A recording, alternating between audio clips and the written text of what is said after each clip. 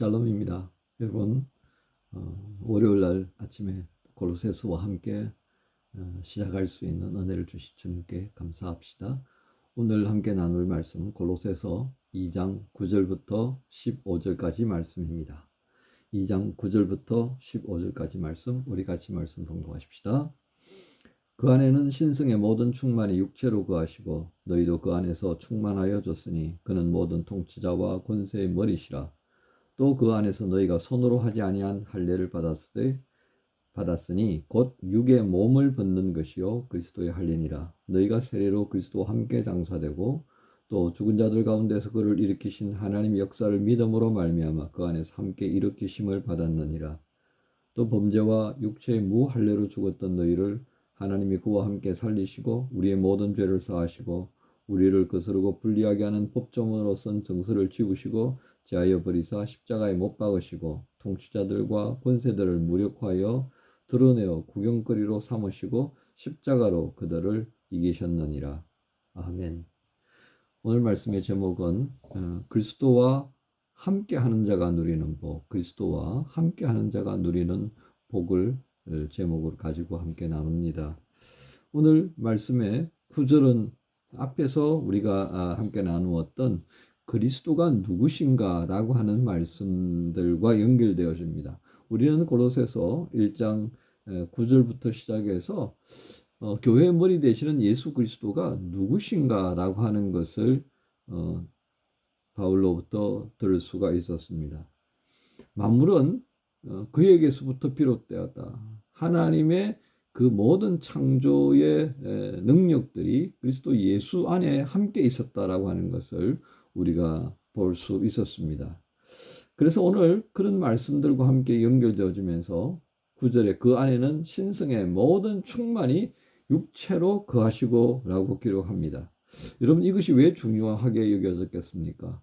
바울은 왜 그리스도 예수를 육체로 거하셨다는 이 부분을 강조하면서 그의 육체 안에 하나님의 신성이 온전히 있었다고, 거하였다고 하겠습니까?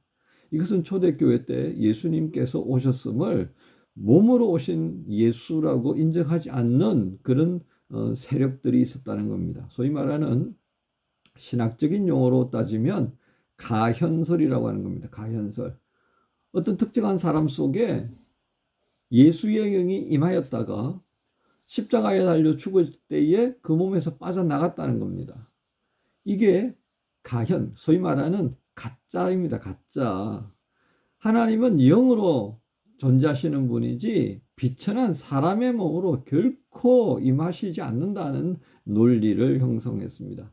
이게 그리스, 로마, 헬라 시대 때의 철학적 사고로는 충분히 수용 가능한 그런 모습이었기 때문입니다. 왜냐하면 헬라 사람들은 인간의 육신이라고 하는 것은 영혼의 감옥이라고 보았기 때문입니다. 이 감옥과 같은 육신에 그 하나님이 어떻게 나타날 수 있느냐는 겁니다. 그러니까 그냥 몸을 빌려서 그 하나님의 능력이 들어왔다가 나갔다 자유롭게 한다 이거예요. 하나님이라면 충분히 그럴 수 있다는 거죠. 그러나 오늘 바울은 무엇을 얘기합니까? 육체로 거하셨다 했습니다. 그 육체에 하나님의 신성이 충만히 임하였다. 성육신한 몸으로 있고 태어난 그분은 사람이셨고 사람이시기도 하셨지만 또한 그분 속에는 신성이 있었다라고 하는 것을 강조하면서 신성과 인성이 함께 계셨던, 그래서 흠 없으신 예수 그리스도를 얘기합니다. 십자가에서 희생제물이 될 수 있는, 우리의 죄를 담당할 수 있는 순전한 존재성을 바울은 여기에서 우리에게 보여주고자 했던 것입니다. 그래서 이 예수님의 오심에 대한 수많은 오류들을 육체에 거하신 하나님의 신성, 사람으로 오신 그 예수님 안에 하나님의 신성도 함께 있었다는 것을 말씀하면서 바로 그 다음에 있는 말씀으로 넘어갑니다. 이게 왜 중요한가를 이제 또 보게 되는데요. 10절에 너희도 그 안에서 충만하여 졌다 그랬습니다. 가연설로 그냥 그림자처럼 석 왔다가 석 지나가버리는 그런 존재였다면요, 우리는 결코 그분을 통하여서 충만해질 수가 없다는 겁니다. 그저 감동만 받는 거죠. 그것도 소위 말하는 오늘 우리가 얘기할 때에 주일날에 있는 말씀을 좀 상기시켜 본다면, 그 마약 성분 같은 겁니다. 아주 강력한 니코틴과 같은 그런 함유되어 있는 담배를 피우는 것 같습니다. 암페타민과 같은 마약성 환각 약물들을 복용하는 것 똑같습니다, 여러분.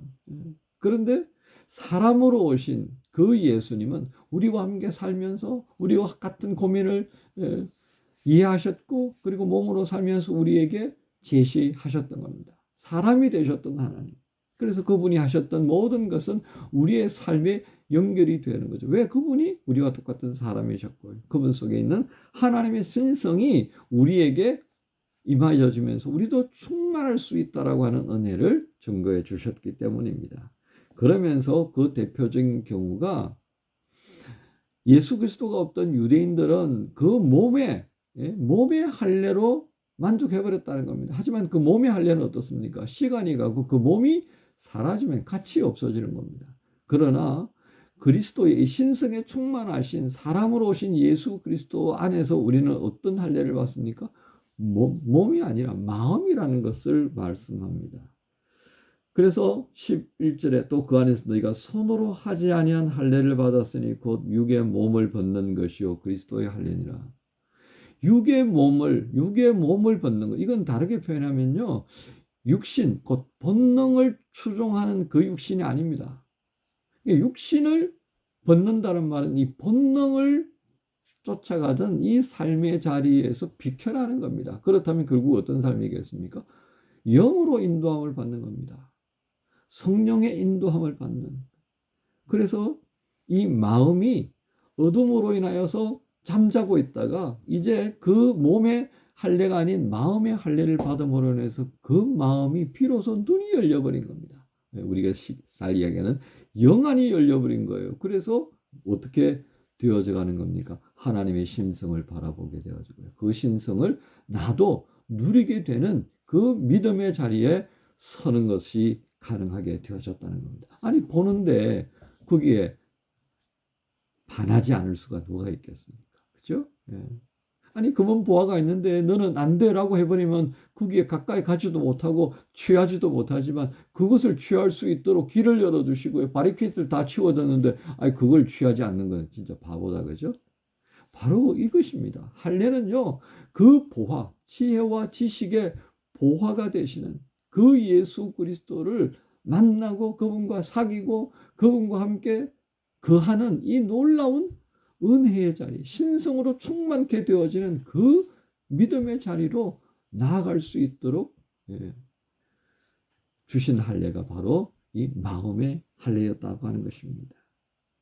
그러면서 신성으로 충만하신 예수 그리스도, 그리고 사람으로 오신 예수님 때문에 우리는 알아듣지 않습니까? 볼 수 있지 않습니까? 느낄 수 있게 되지 않습니까? 함께 거할 수 있게 되지 않았습니까? 그리고 그분으로 인해서 우리가 마음의 할례를 받고 나니까 이제는 어떻게 되었습니까? 예수님과 함께하는 일에 전혀 거리낌이 없는 존재가 되어졌습니다. 그래서 12절부터 15절까지 어떤 은혜가 있습니까? 너희가 세례로 그리스도와 함께. 우리는 이 말씀을 어디서 볼 수 있었습니까? 에베소서 2장에서 볼 수 있었지 않습니까? 함께라고 하는 이 은혜가 비로소 우리 안에 물밀듯이 들어오는 겁니다. 함께 십자가에서 죽고요, 함께 일으키심을 받고요, 함께 올리워짐을 받아서 그 함께 하늘의 영광을 누리도록 허락되어진 자, 동일시의 은혜가 된 겁니다. 우리가 받은 건 뭐예요? 예수 그리스도로요. 신성에 충만하신 그 예수 그리스도를 믿음으로 말미암아서 마음의 할례를 받게 되는데, 그 마음의 할례를 받은 것 때문에 어떻게 됐습니까? 예수 그리스도와 동일시 되어지는 은혜를, 성부께서 예수 그리스도를 통해서 주시는 모든 은혜가 나의 것이 되어버리게. 와, 이거 얼마나 놀라운 겁니까? 우리가 예수 안에 있으면서 예수님과 함께 동행하면서 예수님과 함께 살아가는 그 시간들을 통해서 우리는 이 엄청난 복을 누리게 되었다는 겁니다. 여러분, 이게 바로 그리스도와 함께 누리는 자가 가진 복입니다. 여러분, 이 복을 얼마만큼 누리고 있습니까? 이 복을 우리가 맛보게 되면요, 매일 주일 안 올 수 없겠죠, 그죠?